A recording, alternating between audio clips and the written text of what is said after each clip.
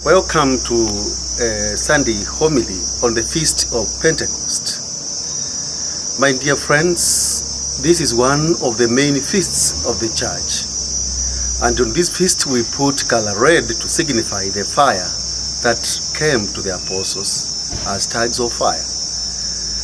First, before we go into the theological and the doctrines of this feast, it is good to understand where this feast came from.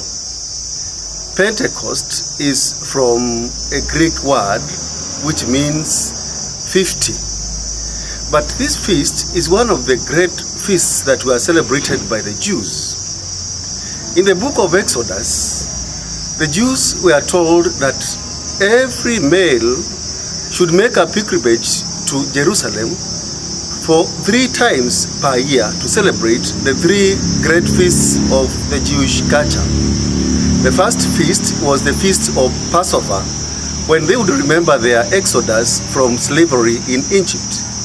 The second feast was the Feast of Tabernacles, which was also called Sukkot in Hebrew. Then the third feast was the Feast of Pentecost, which was called Shavuot in Hebrew.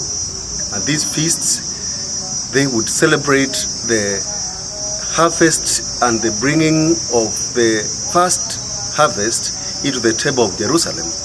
And what they would do, every male from every family of the Jew will come to Jerusalem and present the first fruits of his wheat harvest. So this feast is called Pentecost because it was 50 days after the feast of Passover. If you remember, when the Jews left Egypt, they came through the desert, and it is after 50 days that their agreement with God was ratified at Mount Sinai, when God gave Moses the Decalogue, or the 10 Commandments, and also had a covenant with the people of Israel, and they agreed to be his people, and God agreed to be their God. So the 50 that was celebrated in Passover, in Pentecost, was also the 50 to commemorate the giving of the Decalogue to the Jews by God. So this feast was so significant to the Jews that every male had to move to Jerusalem, and it is on this great day that something happened, as we heard from the first reading, the book of Acts of Apostles. They were gathered in the upper room, the disciples of Jesus, and all the people had come from all over to celebrate this great Jewish feast. From even the diaspora, we even heard in the book of Acts where these people were from, some from even the diaspora and the Gentile world. And they had come to wait for the great feast. But today something happens. Instead of presenting the first yield, they hear noise from the upper room, and tags of fire is seen on top of each apostle of Jesus. These are very significant in the Jewish culture, that the tags of fire were a sign of the presence of God. As you remember, during the burning bush, when Moses communicated, or God came to talk to Moses, that bush was a significance of the presence of God. So as the bush was burning in the wilderness, so also there is fire and tags of fire on top of their disciples. There is the burning bush. There was also the voice of God who called Moses and gave him a mission. But today, instead of the voice of God, it is Peter who speaks on behalf of God, because he was filled with the Holy Spirit. The same time as we see that today the disciples are speaking different languages, but they are saying the same thing. This is so symbolic. If you remember the Tower of Babel in the Old Testament, when the languages were scattered and separated, now today at Pentecost, the languages are united.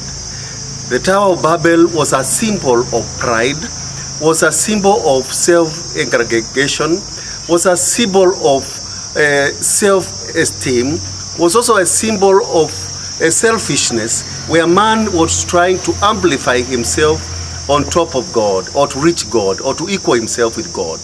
But now today, that pride, that elevation of human person is now humbled in the Pentecost, that God comes and the Holy Spirit comes and he makes these people not only to speak with one language, but the language, or all the languages are united. This is a sign and the symbol of the unity of the church at Pentecost. So whatever was separated at the Tower of Babel is united at Pentecost. The new Pentecost, everyone could hear his language being spoken, the unity of languages. Also, on this very great day, another thing happens at Pentecost. When the disciples were there gathered, they spoke in tongues. Peter spoke and elaborated the mysteries of Christ's resurrection. My dear friends, this Pentecost is a very special feast for the church. It is actually the birthday of the church. And as we celebrate this Pentecost, it's a call for us that we may call on the Holy Spirit to give us the 7 gifts of the Holy Spirit, which we all know, the 7 gifts. And when we get the 7 gifts, then we are able to produce fruits. And these are what we call the actions that we do as human persons who are filled with the Holy Spirit. We need to produce actions of love, joy, kindness, faithfulness, generosity or charity, the fruits of kindness, fruits of modesty, fruits of humility. All these are the fruits that we need to cultivate as Christians. My dear friends, it is at a Pentecost that God, the third person in the Godhead, becomes manifest. And it is on this Pentecost that we read the passage in the Gospel where Jesus breathes the Spirit of God into the disciples and the apostles. He tells them, receive the Holy Spirit, and he tells them and commands them, whoever sins you forgive, they will be forgiven, and whoever sins you retain, they will be retained. This is like the rebirth of the church. If you remember at creation, the Spirit of God hovered over the whole world, the whole universe before creation. And it is this Spirit of God that created whatever came to be in the world.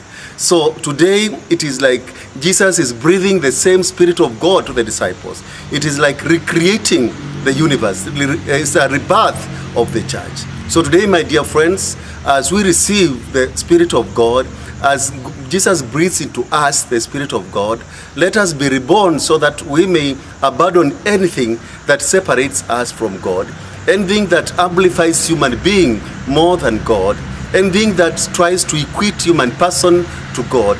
Let us abandon that and let us embrace the new creation that is created by Christ, the creation where human person lives together with one another in the fruits that we have just discussed. My dear friends, Pentecost is the rebirth of the church. Let us be reborn as Christians. Let us also remember our baptism, how we renounced Satan and embraced the new order of creation. My dear friends, let us celebrate this Pentecost with a new heart. Thank you.